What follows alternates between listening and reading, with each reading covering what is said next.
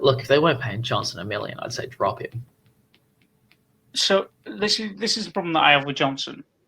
The most dangerous that the Sharks looked was that last 15, 20 minutes where Johnson started running the ball. It was 63 minutes before Townsend or Johnson ran the ball.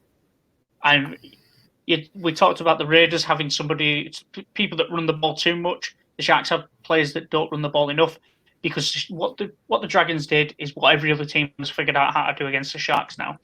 You know that Townsend and Johnson are going to come to the line, draw and pass. So you don't commit on them. All you do is you transfer off the outside shoulder. So as one man's coming across, you then go with him, and all it does is you create the numbers. And you saw that time and time again, because the Sharks got to the edges and they found their edges with Ramian and Katoa, and then they were out of ideas because there was no space.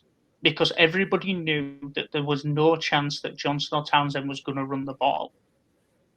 Yeah. And it creates problems. It creates huge problems. So the Sharks need to make a decision. The Sharks need to make a decision what you do there.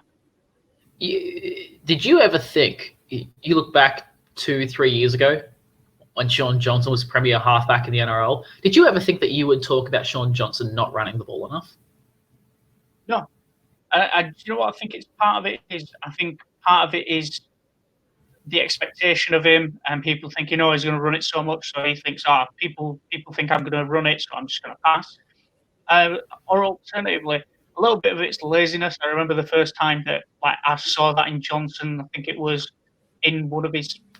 I think it was a game last season where basically he'd missed a tackle, got up, come back into the line, and instead of going back into the line, he kicked one of the players out of marker and then just failed to track across.